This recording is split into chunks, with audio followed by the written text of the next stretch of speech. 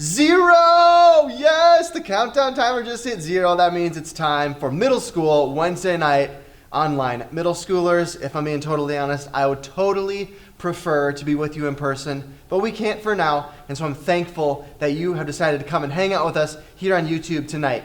If you're watching at 6:30, you're watching the premiere of the video, then I would love for you to hop into the live chat because I'll be there. A lot of us will be there hanging out and connecting throughout this show. So let's jump right in. We're going to play a game, and the game is called Home Hunt. And this actually, you might not be prepared for this, but this is a game that's going to require you to get up and move around your house. Okay, so let me get set up. Maybe you should, maybe you need to stand up and, do some stretches, do some of those daily workouts that we've been doing on Middle School Live, and you got to be ready to move around your house. Okay? All right, students, are you ready? The name of the game is Home Hunt.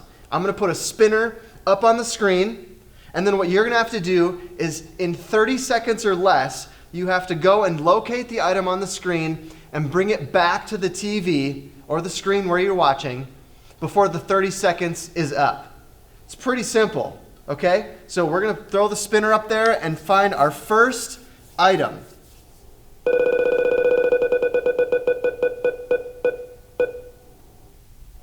Okay, you got to be careful. In 30 seconds or less, you got to go find one egg, most likely in the refrigerator. Be careful, don't break it, and then bring it back. Okay, you got 30 seconds. Go.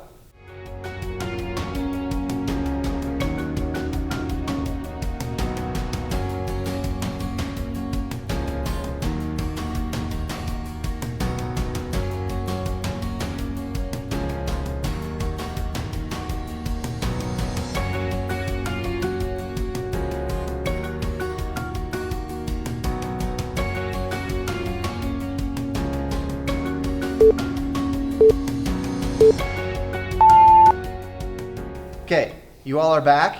That's great.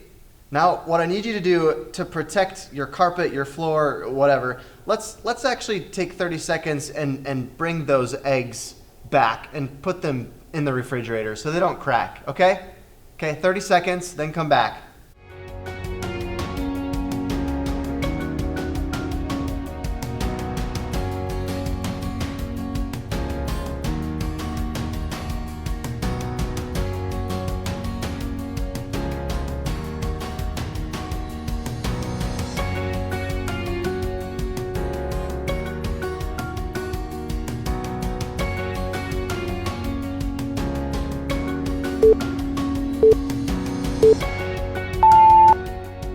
Okay, here we go. Next item.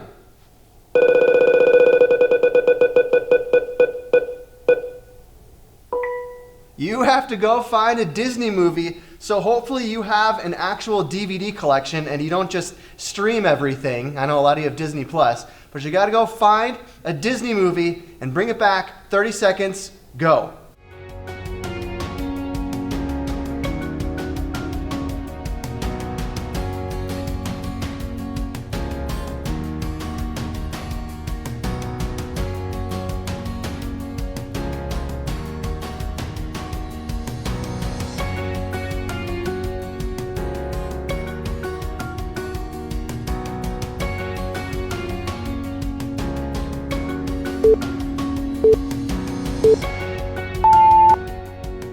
All right, students, let's find our next item.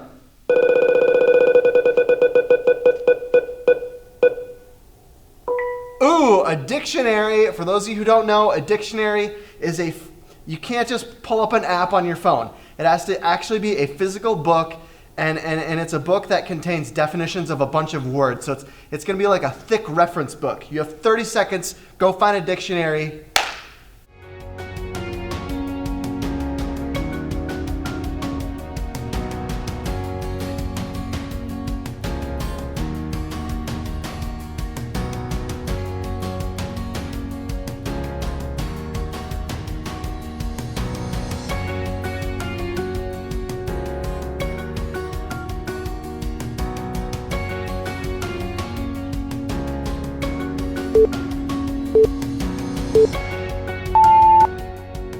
Okay, so hopefully the egg is back in the fridge. You got your Disney movie, DVD, or VHS, if you even know what that is. Shout out to your parents, they know what that is. And you got your dictionary. Let's grab another item.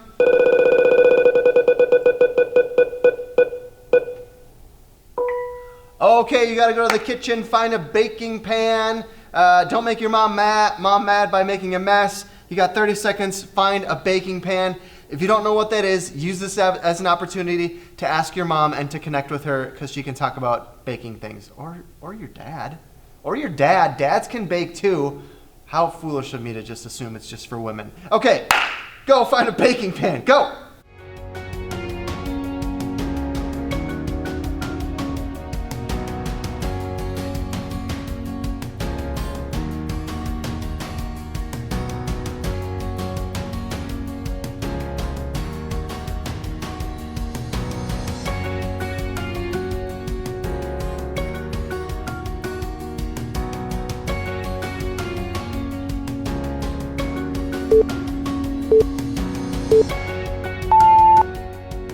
All right, so we've gotten an egg, a Disney movie,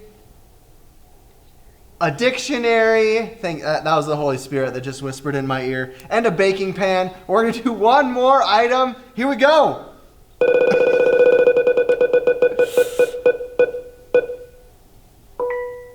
Ooh, okay, that was really close. I thought I was gonna get stuffed animal, but we got a roll of toilet paper. So you got 30 seconds. Hopefully you have a roll to spare in your house. Grab it, bring it back in 30 seconds. Go.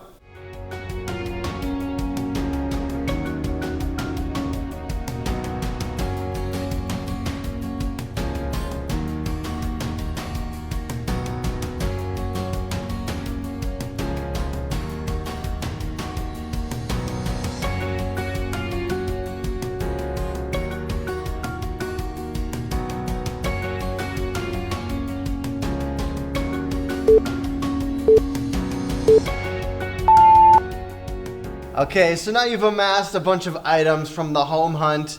I'm wondering if anybody out there was able to get all 5 of those items within 30 seconds or less. Anybody? Raise your hand. Let me know in the live chat. Send me a text. Okay? Great job. I thought, it was good to do a game that actually made us get up and move around a little bit. Let's move on to some announcements. I will release a new episode of Driveway Visits tomorrow. Driveway Visits go out every Thursday, and the videos go live at 2 p.m., so check our YouTube channel for that. And of course, I will have Middle School Live tomorrow morning at 10 a.m. It's been one of my favorite things that's going on in quarantine, and we'd love for you to worship online with the entire church family at Valley Church this weekend. We'll be online on Saturday at 5:30, and then 8:15, 9:30, and 11 a.m. And you might think, well, I've got my church. I have the middle school ministry. And that's great. I love being here together with you. But really, the middle school ministry is just a part of a bigger church, a more full body of Christ with people from all different ages and walks of life. And as great as the middle school ministry is, it's really great to be together with the entire church family as well. So I hope you and your family will join us for worship online this weekend. Hey middle schoolers, I have a special announcement that I wanted to add in tonight. The first Lockin' at Home was such a big success that I decided we need to do it again. So Lockin' at Home number 2 is happening next Wednesday, May 13th. So get signed up for it.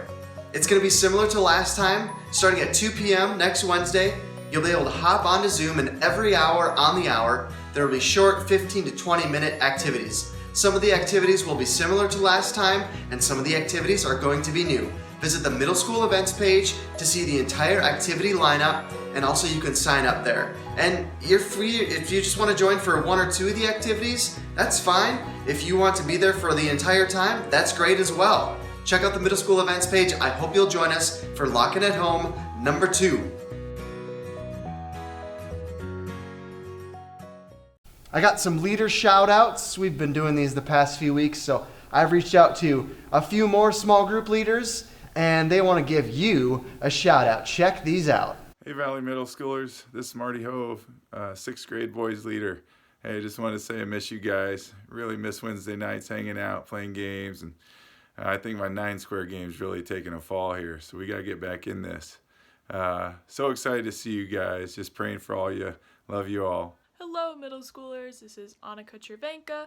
I am a current 7th grade girls small group leader, and I just want to give a quick shout out to all the 7th grade girls. Love you guys. I hope you're doing well and that quarantine is treating you guys well. Hello, Valley Middle School crew. This is Tim Sieber. I'm an 8th grade boys small group leader. Some of you may also know me as Drake's dad. And as you can see, I'm outside, spending a lot of time outdoors, just like you have been during quarantine.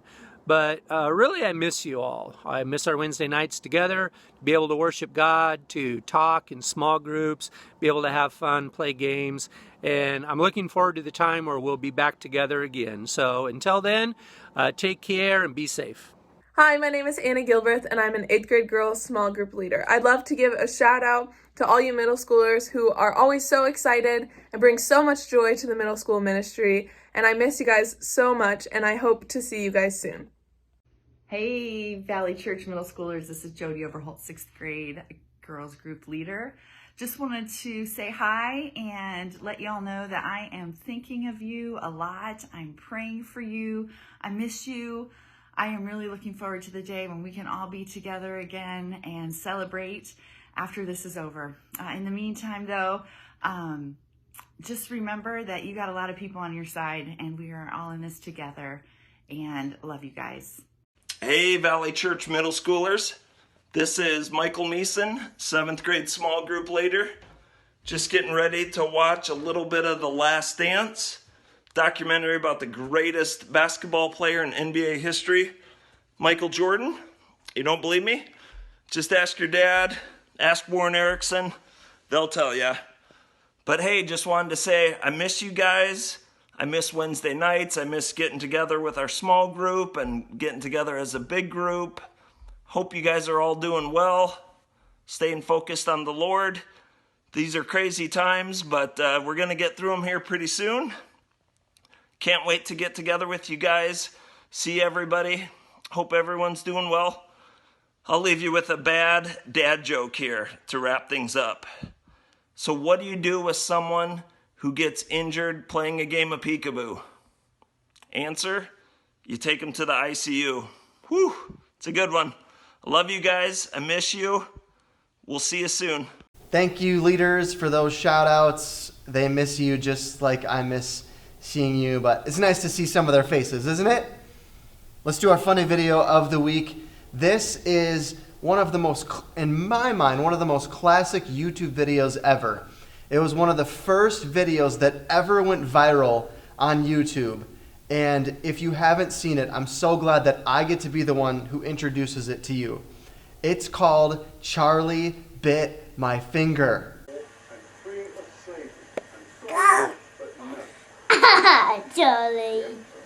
Charlie bit me. Ah.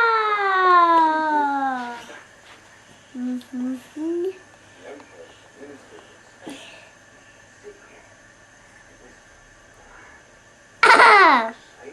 Oh, ouch. Ouch. Ouch, Charlie. Ow! Charlie, that really hurt.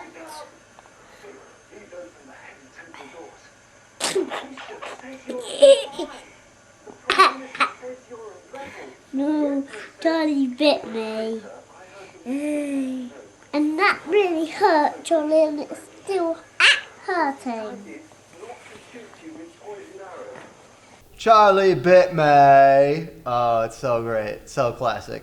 Shout out to anybody out there watching who is named Charlie. Awkward pause. We're going to leave that one in. Leave that one in, Mackenzie. Yes, it is Wednesday night online, of course. Let's do our text-in question. You can either post in the live chat or send a text to my Google Voice. Here's the question.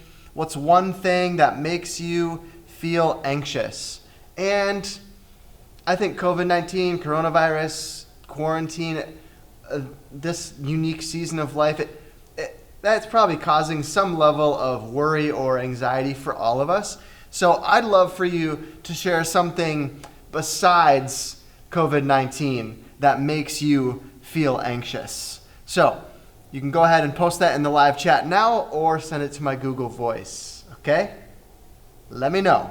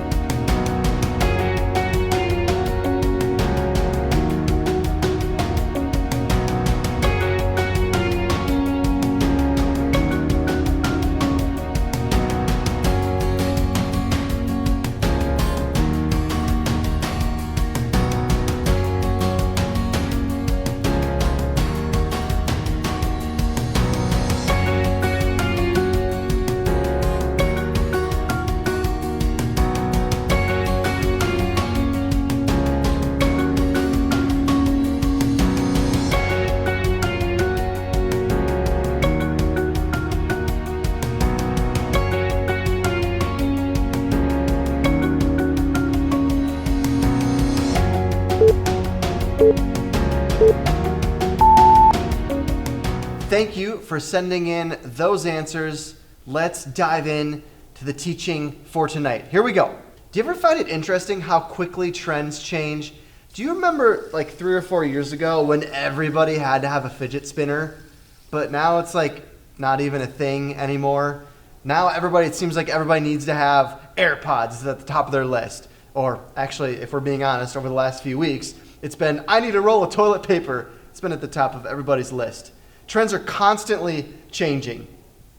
And I want to share about some trends with you that were popular when I was in middle school. So this is like from the year like 1999 to the 1900s, 2000 and 2001. Those are maybe even 2002. I was in middle school for 6th, 7th, and 8th grade. Here are 3 trends from my middle school years. First, there was American Eagle Outfitters. This was the most popular clothing brand when I was in middle school. I know that it's still around today. I know there's a store in the Jordan Creek Mall, and maybe some of you wear American Eagle even now. So I'm not saying it's not cool anymore, but when I was in middle school, it was super cool. Like, it was the brand that everybody had to wear. And even I was wearing American Eagle back in the day when I was in middle school. Here's another trend. Haha. You're like, what is that? This is called a Walkman. Wakman. It's a Walkman. So this is how we would listen to music back in the day, which, oh man, this seems so old. So before iPhones, before smartphones, before iPods even, you would have this thing. This is called a CD player, and you'd pop open the top and you'd put in this round disc into the top, and you'd set it in there and close it, and then you'd press play, and then you'd plug in your sweet headphones, and that's how we'd listen to music. And the crazy thing is, on each individual CD, there were only like 12 or 13 songs, not these like hundreds and thousands of songs that we can store on our phones all at once. Oh man, that seems like a long time ago, kind of, because it was. Here's another trend: frosted tips. I bet your parents know what I'm talking about. Frosted tips is when guys with dark hair would frost the edges of their hair. It means they would put bleach, but not their entire hair, just the tips. You know, you still had to keep the roots of your hair dark. It was just the tips. And this is actually, if you want pop culture history, this is Lance, who was one of the singers in the band NSYNC, which was a huge band when I was in middle school. You may recognize the name because the lead singer of NSYNC is someone named Justin Timberlake, who continues to be popular to this day. So trends were quite different back when I was in middle school. And a lot of trends have come and gone since that was, almost 20 years ago. That was about 20 years ago. A lot of trends have come and gone. But there are some things about life that are the same today as they were all those years ago. And today we're going to talk about one of those things that never really changes. It's always the same, especially for middle schoolers. And the thing I want to talk about today is anxiety.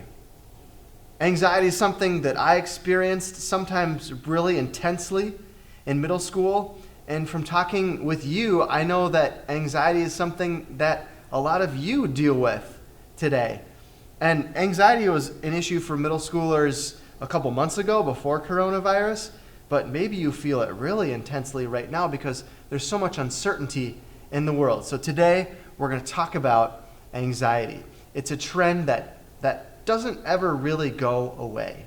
Now, when I talk about anxiety, we need to make sure that we all understand what we're talking about.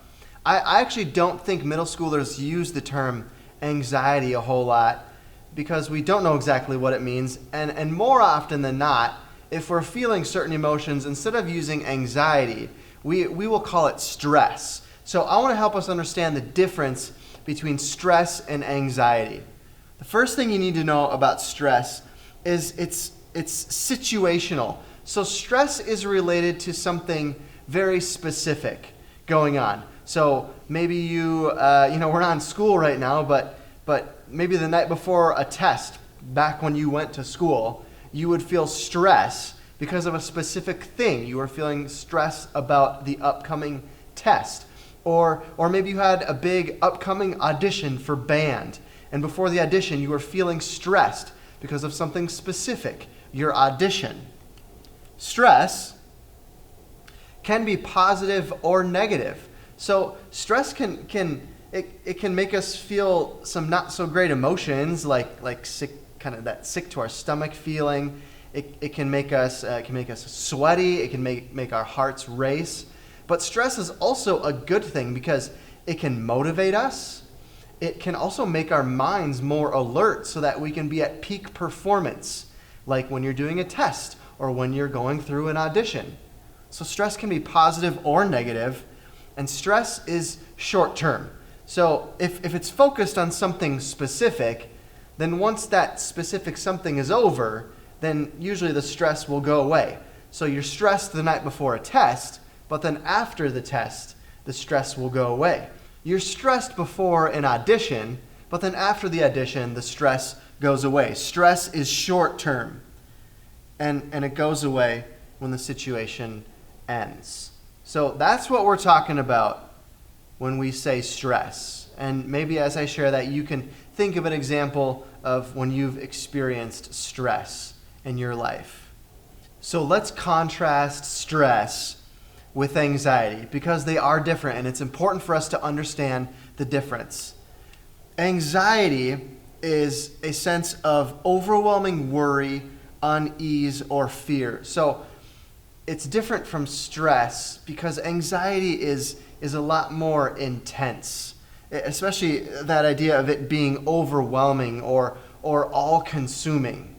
That's what anxiety is.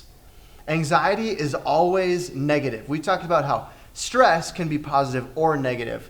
Anxiety, it's always something that's negative. It never really helps us or aids us like stress can for us. And anxiety is long-term. We said that stress is short-term and specific, but anxiety is long-term and it's really vague. So usually with stress, we can pinpoint the cause of the stress. What's tough with anxiety is it can lead to these really strong negative feelings, and it can go on for a long time, but since it's so vague, it can be difficult to pinpoint the cause or the reason for why we're feeling the anxiety. And to be honest, there's not a clear differentiation between stress and anxiety. Sometimes it's hard to tell when something is stressful or when it's anxious, when you're feeling stress and when you're feeling anxiety. But hopefully, as I've been describing the differences between the two, it's helping you come to a better understanding and hopefully have more clarity on what I mean when I'm talking about anxiety. And for those of you who know that you've experienced anxiety, and maybe you've even been to a doctor or a therapist for anxiety, which I'm going to admit I have been. I've been to a professional counselor for anxiety in my own life.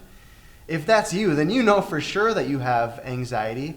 But even if you haven't, after describing these causes and symptoms of anxiety, maybe you're realizing and you're kind of connecting the dots together and you're thinking, oh yeah, I've felt anxiety in my life before, or, oh, I'm feeling anxiety in my life right now.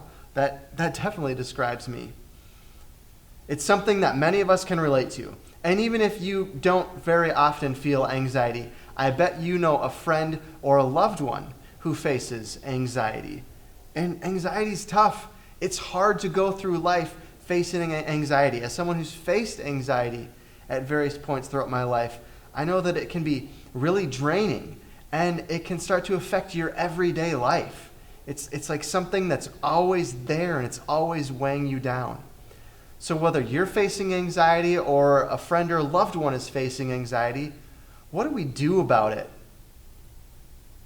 That's what I want to talk about throughout the rest of tonight. One of my favorite things about the Bible is it's real, and it covers a variety of human emotions and human experiences. Yes, there are parts of the Bible that deal with joy and love and positive, uplifting things. And there's also aspects of the Bible that deal with a more difficult side of human life. Negative emotions, negative experiences, pain, sorrow. And I want to talk about one of those specific examples here. And we read about it in the book of Psalms. And a lot of Psalms is written by David. Now, many of you have heard of King David. He's the guy who killed Goliath. But if you read throughout the Old Testament, you read about tons of cool things that David did. But he also had a challenging life. See, there's a lot of things that happen in David's life. One particular time, he had been captured by his enemies. And I've never had legit enemies who have tried to capture me. But I'm sure that was not a fun situation. It was I don't know if it was stressful or if he felt anxiety. I'm not going to try to discern the difference between those two because only David really knows. But it was a scary, overwhelming situation for David. And in that moment, he reaches out to God. And he records it, and we get to read about it. It's in the Bible. It's so cool. So in Psalm 56:3, David says to God, while he's captured by his enemies and he's overwhelmed, he says, "When I am afraid, I put my trust in you." That's so simple and so powerful. In the midst of a situation that was uncertain, where he felt scared, where he felt overwhelmed, he didn't know what was going to happen. He didn't know how he was going to be rescued. He was feeling stress. He was feeling anxiety. There's so many ways that he could have just worried, or he could have freaked out. And honestly, maybe he was feeling some of those emotions. But he also, in that moment, pauses and declares to God, "I put my trust in you." And do you think David declaring his trust in God helped him in the midst of that difficult situation? I don't know for sure, but I bet it did. Now, I'm not saying that David simply praying this to God all of a sudden made everything better, and all of his anxiety and all of his worry and all of his fear went away, and God rescued him and his life was perfect and he lived happily ever after. Because that is not the case. That did not happen with David, and that's not what's going to happen in our lives. It's not like we're going to utter a prayer and everything's going to go away. But it is something that we can do when we're in the midst of difficult situations and when we feel anxious. We, like David, in those moments where we're afraid, can stop and pause and put the freaking out and the worry aside and remind God and really remind ourselves that, God, I put my trust in you. This is something that we can do no matter how we feel and no matter what situation we are in. And thankfully, God understands. Do you know why? Because God is God, and he came as Jesus, and Jesus experienced all of the human emotions. Jesus experienced anxiety. He knows what it feels like. So we can trust all of our anxious circumstances to him, and we can trust all of our feelings to God because he knows, he gets it, he understands, and he's here with us. So students, David put his trust in God. We can trust God. God is more powerful than your anxiety. God is more powerful than COVID-19.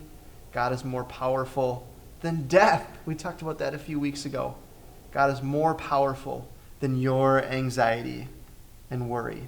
And here's the cool thing. God gives us the tools to handle anxiety. So, is anybody out there like a really handy person? You like fixing things? You like working with tools? I'm someone who doesn't really work with tools a lot. But I got a toolbox here. You know why it's a toolbox? Because it's a box and it's filled with tools. I got some tools in here. You know, when you're trying to renovate a home or fix something up, you need different tools that do different things. So this is a mudding, for mudding. I don't know the actual name. But when you're like putting up drywall, some people call it sheetrock, you stick some mud in the holes and you use this to smooth out the mud, okay? That's one tool. Another tool that we've all seen before is a hammer. You know, pounding nails into the wall. I believe this is called a needle nose pliers, and it can help you grab things that are hard to get at, but this one looks sharp. You know what? Maybe it's not needle nose pliers, but it's like wire cutters. Yeah, that's it. Leave that all in, Mackenzie, just to show everybody how little I know about tools. You all get the idea. All the tool people are like, oh, you got it wrong. I'm pretty sure this is a wire cutter. So, you got to cut wires, okay? This is called it's a leveler. All I know is it's got this little bubble thing. Maybe you can't see it, but it helps me know when I'm if you're trying to hang a picture or hang wood, or nail something into the wall. It helps you know if something is level and flat before you pound it or glue it into place. There's a couple. There's a level there. There's a couple different ones. That's cool. See how handy I am?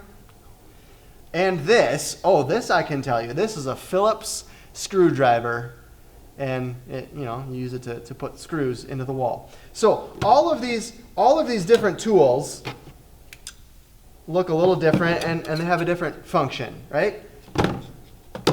God has given us a toolbox with different tools that can help us handle our anxiety.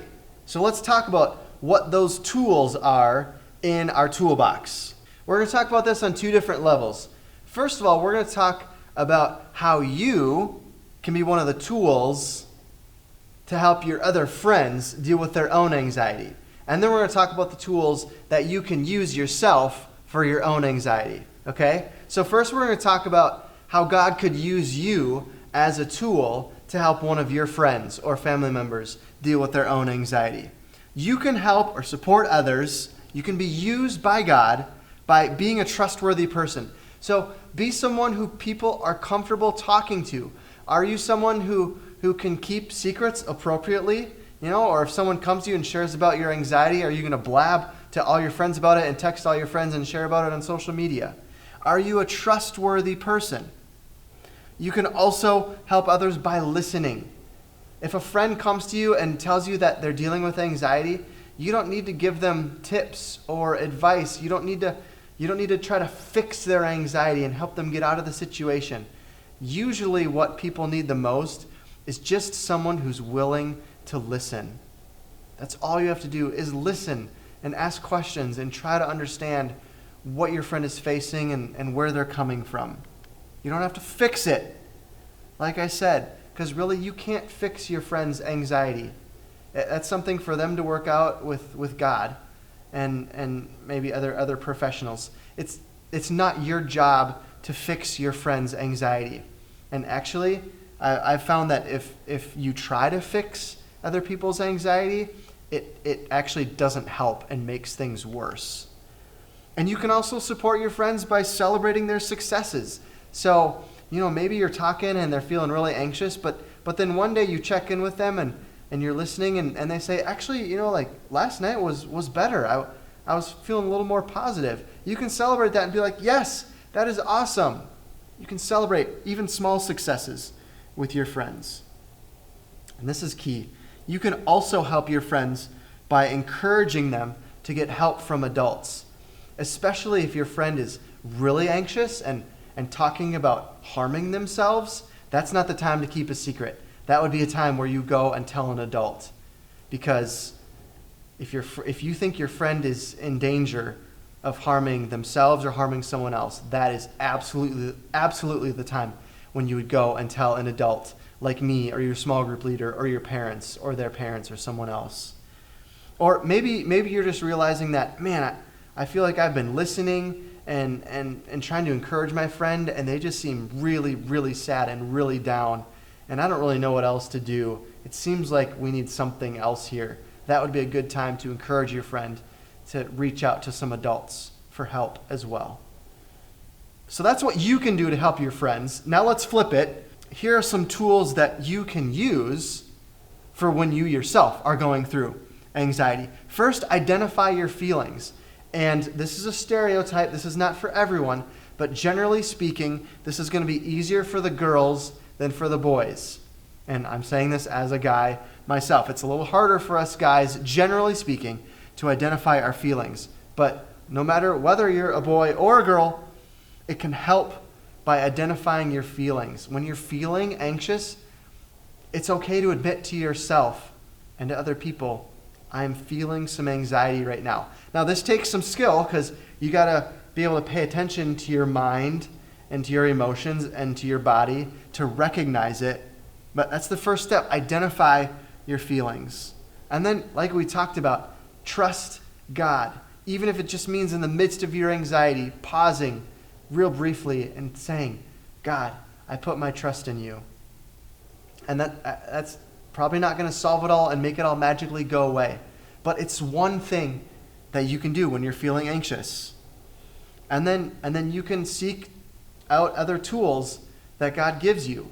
And those are some of the things that we've been talking about. You can talk to your own friends. Reach out to friends and ask them to pray for you, or just ask to talk to them. You can reach out to an adult and get some advice. Maybe you need to get some professional help if it's serious enough. It's people who go to counseling. It's not for people who are weak. It's for people who want to get strong and who want to be healthy. And God gives you tools that you have control over. So you have control over how much sleep you get. You have control over what you eat for the most part. You have control over how much water you consume. You have control over how much exercise you get. These are all tools that God gives us. You have control over how much screen time you have, because I think generally speaking, more screen time leads to more anxiety. God has given you tools. He's given you things that you can control to help yourself as you walk through anxiety. And students, I want you to remember what's true. God gives us the tools to handle anxiety. He is more powerful than your anxiety, and He will be with you through your anxiety. And you're not alone. You have tools. You have people. You have things you can learn. You have different practices and routines that you can build into your life as tools to help you handle anxiety. You're not alone. Here's one thing for you to think about as we wrap up for tonight. What's one tool that you can use to handle your stress or anxiety? Or what's one thing you can do to support others who are experiencing stress or anxiety? And maybe this message is especially important right now because life is kind of stressful. It's kind of different. There's a lot of uncertainty. And this message is not to deny those feelings. It's actually to say those feelings are very real and that there's something you can do about it. We're here for you, and God is with you as well. Students, I miss you. I love you. I can't wait till I can see you in person. I don't know how many times I've said that over the past 6 weeks, but hang in there. We're all in this together. And what I'd love for you to do now is to go and talk through the discussion questions. And your parents have the questions. Spend that time talking with them, connecting with them, and we'll see you soon.